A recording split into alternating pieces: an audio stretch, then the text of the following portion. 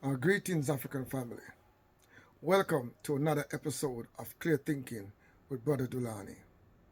This episode is a more reflective episode on us as African people and what is going on with us. I have been looking at our situation and studying our history for a while now, and it has come to you know, to the forefront that we are in a battle on many fronts. We are in a struggle on many fronts. Struggle to free our minds and struggle to free ourselves politically and also to free ourselves economically. As African people, many of us are living in the Western world, in the diaspora, particularly those who are the descendants of those who were kidnapped and enslaved and colonized in the Western world. And we're looking at the world at this moment and see how capitalism or the imperialist forces are dominating the world. And we have to find a way to move forward. How do we fit in to a world dominated by imperialists and capitalists? And these are some of the questions that I've been grappling with and been thinking with and trying to come to terms with. Because this episode here will be a more of a reflective episode to try to get a sense of where we are now. And I must say that in many instances I am disappointed, and in some instances I am um, I am pleased with some of the progress that we have made as a people. And some of the places that I find difficult to come to terms with is in the ideological realm, in the cultural realm. That is something that I'm still trying to grapple with because I am still having discussion with brothers who are claiming that they're not African. I mean, talking about dark, black African brothers. I mean, some of them in my own family who are claiming that they're not Africans. And last time one tell me say him come from Ham. Say my descendants of Ham. Him an African. I mean, I said, boy, all this work that we have been trying to do over the last 500 years, particularly in the last 50 years with the great scholars them who have came on the scene. Scholars like Dr. Ben, scholars like Dr. John Henry Clark, Chancellor Williams, John G. Jackson, and all these great and many more, Amos Wilson, to name just a few, who have came on the scene and have taught us about our African self, who have taught us about our African roots in West Africa, in Central Africa, and in Southern Africa. Many have come and opened up our eyes to let us know that we are indeed an African people with a root and a history in Africa goes back for thousands of years, way before the invention of the story of the Israelites, way before the invention of the Bible, way before the idea of Adam and Eve and Noah, way before the idea of Abraham, Isaac, and Jacob, way before Moses' story. We were in Africa all along doing our thing. All these reality have been lost on us because we have been disconnected from our history, we have been disconnected from our identity. So many of our people now have adopted these Abrahamic teachings as a substitute to fill the void without questioning the validity of these stories, these narratives, where they come from, how did we get them? And they won't acknowledge that these stories were introduced to us by foreigners who came to Africa, particularly the Arabs and the Europeans. The Arabs brought Islam, and the European brought Christianity and the Bible into West Africa. And they even brought the Christianity into Ethiopia with the Reformitius, back in the early third and fourth century. So, they brought these doctrines to us, and we have embraced them, internalized them. And the danger of it is that it pushed some of us, to turn against and reject our biological ancestors, our genuine, real, authentic ancestors, to embrace questionable ancestors from other people who may or may not have existed, who are still unverifiable, whether those people, whether there was an Abraham or Isaac or Jacob. There is no proof on this earth, at least so far, that these people actually exist. But some of our people are willing to go claim those ancestry rather than claiming our own. And that is rooted in our mental enslavement and our mental colonization, where we now reject ourselves and we have become now self hating Africans, where we hate ourselves. And in many cases, it is so deep that they don't want to consider evidence. They don't want to do no DNA test. They don't want to do no genealogy. They don't want to look at the reality of our culture traced back to Africa. Our language that we speak still have the African tonality in it. Everything about us, the skin complexion, the hair texture, the bone, the cheek, the phenotype is closely related, closely linked to our African brothers and sisters on the continent. We don't want to consider that evidence. We want to jump past Africa and claim our roots to be coming from Asia, from Baghdad, from Babylon, from, you know, these far eastern places. And because if you claim the Bible and you claim that you are from these lineage, that's what you're saying. You're claiming to be from Israel and Jerusalem and beyond. And, like you're saying, the hell with your African ancestors. And that's problematic. And, I'm constantly in these debates, constantly in these arguments with our brothers, because it is sad to know that this is what we have come to as a people, where so many are falling for these weird and just self-hating philosophy and identity of themselves. And then now we have the political situation, where we have so many of our people are following behind these right wing um, conservative agenda. They have developed the attitude and the thinking of the imperialists and the capitalists, and they have siding with imperialists against their own people. They're siding with the capitalist force because they may feel that these people are better. These people have something better to offer us. Maybe they think that they are genius, and we just don't have the wherewithal to counteract these people.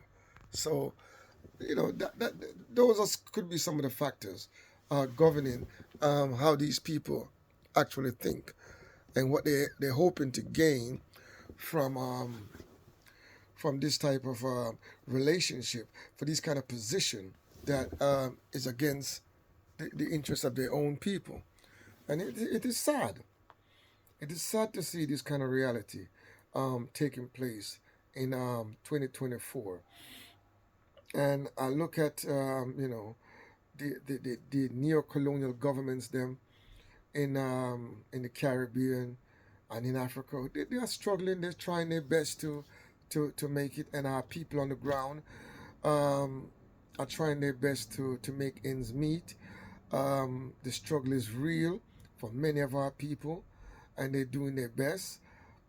The brightest sector I see right now is actually in the technological area. That is the area that I see the most benefit for our people right now.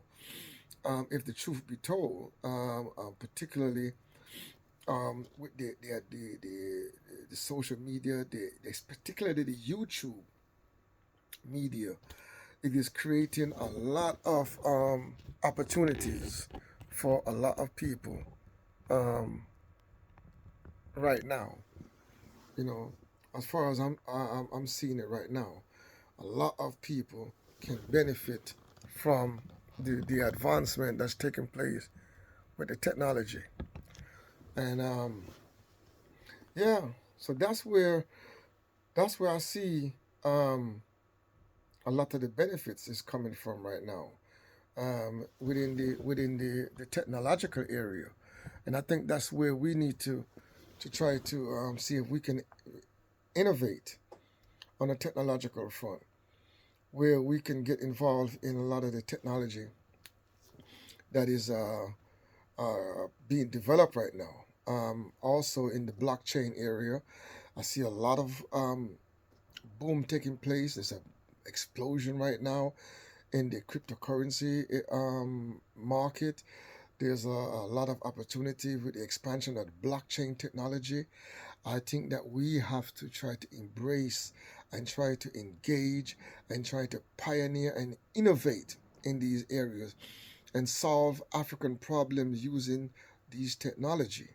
We need to become pioneer in this area of technological advancement.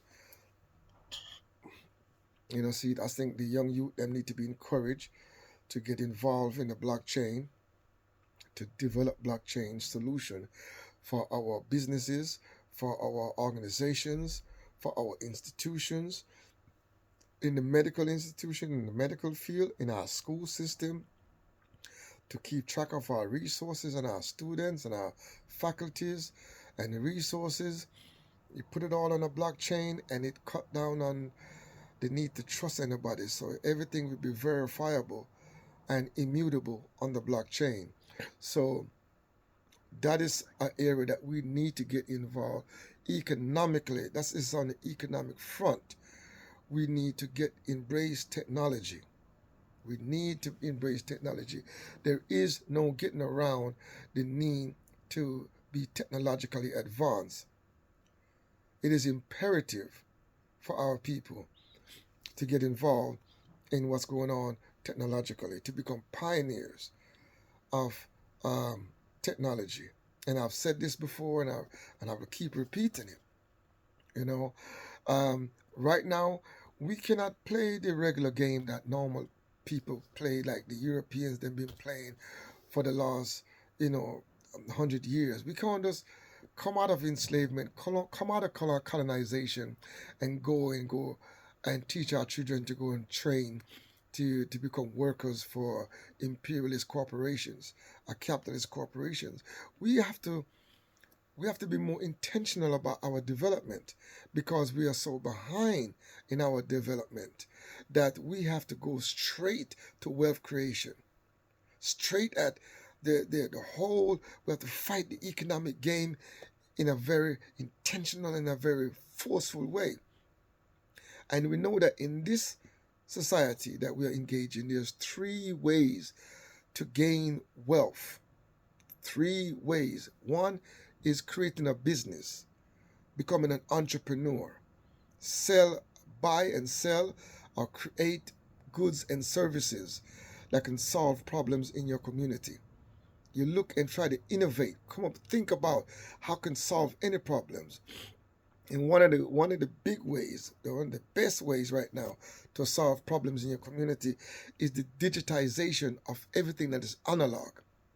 If you see something that is still manual, mechanical, um, from the wiring days, that is wired, you need to think, how can I digitize this? How can I make this digital? How can I make it remote control? How can I create a digital version of what exists today? So we need to solve problems because we have some serious problem that we as African people need to solve, especially when it comes to civil engineering, community development, to build our community based on the best available technology. So that is one way to become wealthy, develop, grow yourself economically under the system of neo-colonialism and capitalism, is become entrepreneur, create businesses. You cannot become wealthy by go and work for somebody or work in a 9 to 5 collecting wages. You will survive, you'll be okay, but you will not become wealthy. You will not create generational wealth that you can pass on. The next area is real estate, and I've spoken about this before. Investing in prime real estate, investing in properties or assets that can increase in value, that can create value, that can generate income. You don't want to buy assets that are going to decrease in value. That's called liability. You don't want to get into a situation where you're buying things that are just decreasing in value. You're buying fancy clothes and you're buying fancy jewelry and all this stuff, fancy cars, and they're all decreasing in value year after year. You buy assets that you can increase in value. You buy rental apartments and you rent them out to, you know, whatever client, whatever market segment or niche you're going after, and you'll be able to collect income on the property. Whatever assets that you buy, it must be asset that can generate money. You can buy tools and rent out tools. You can buy a saw and rent out a saw. That's increasing in value. You buy a weed whacker. You buy a car that you use for taxi service. You buy a truck that you use for delivery service. You you're going to create value when you buy assets that are going to bring in income. So whatever asset that you invest in, it must be an asset that can bring in income. You buy equipment that's going to wash cars. You buy equipment to go and paint a house or building. You're buying assets that are going to bring in more income for you.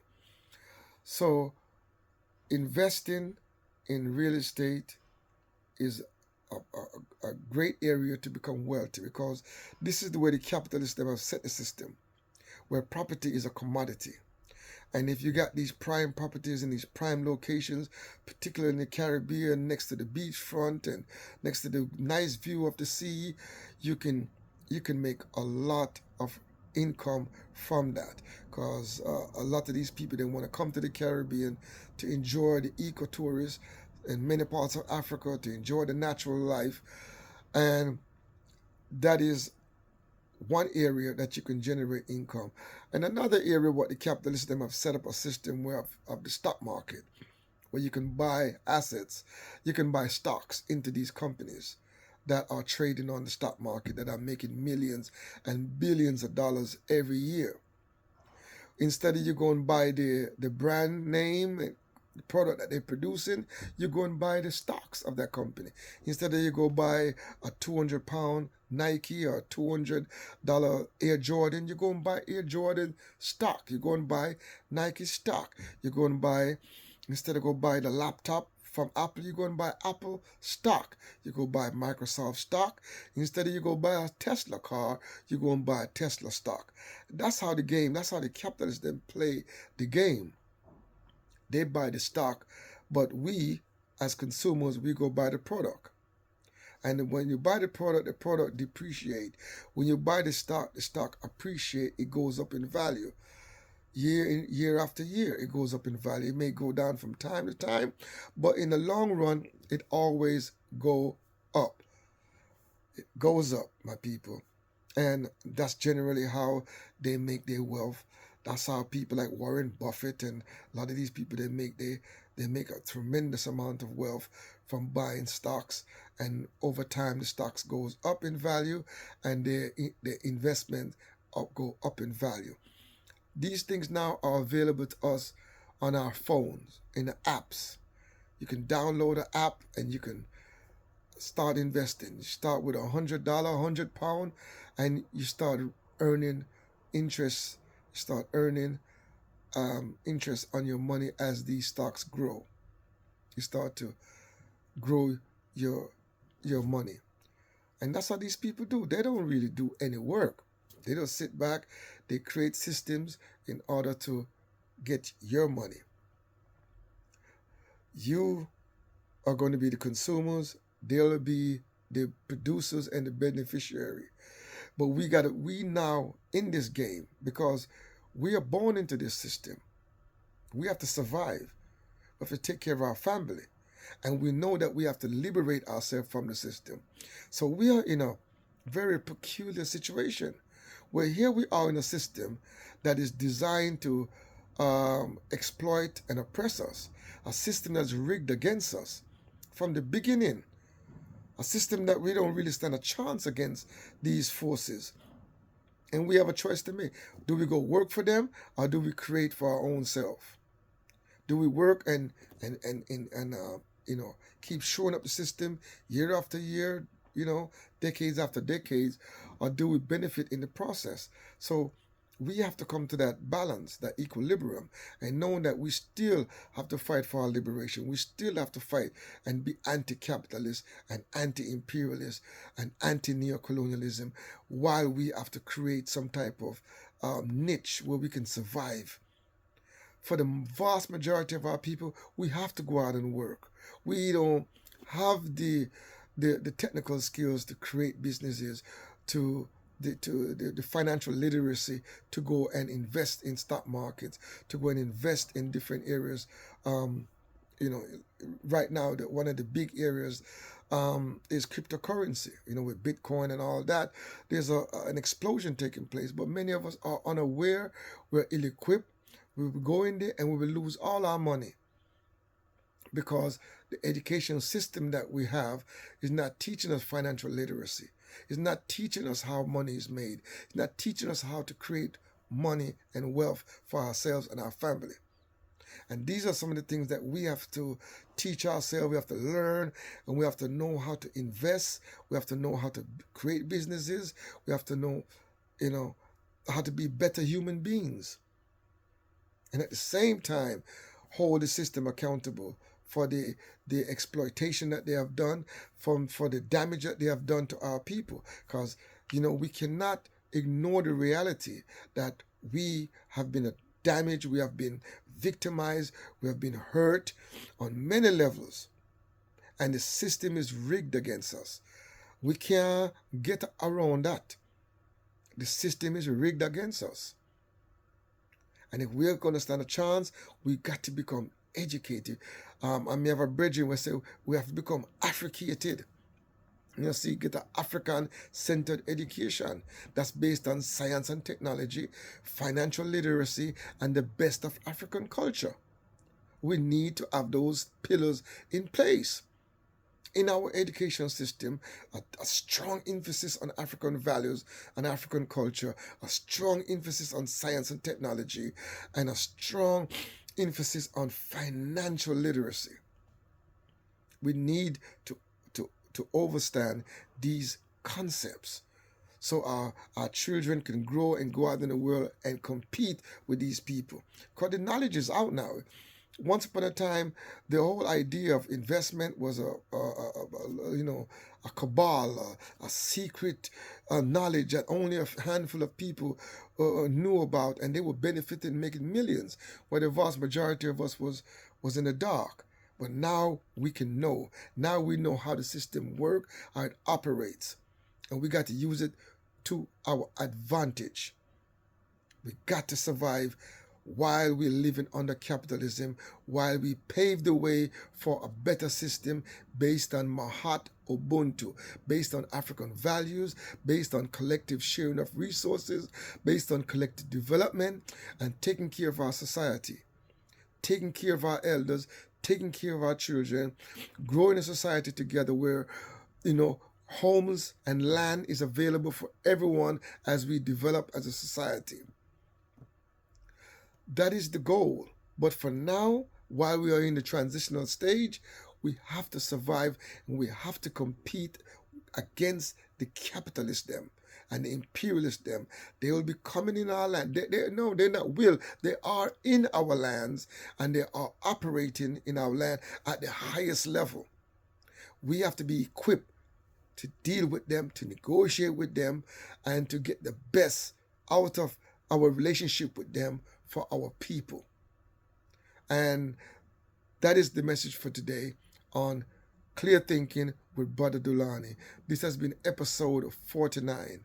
And I want to thank you for joining me. I want to thank you for supporting this program. And the subscription has not been growing because our people are not aware of Clear Thinking with Brother Dulani. But I want you to help me. Please subscribe to this program. Please share and like this program so I can get this message out, and I'll be able to introduce more topic and give my clear thinking analysis on our situation as a people. And there are more topics to come, my people. There's more areas that I'll be going into more detail as I come forward with more programs. So thank you for listening to Clear Thinking with Brother Dulani. Hotep, Ashe, Mahat, Hotep, my people. Walk good. My respect.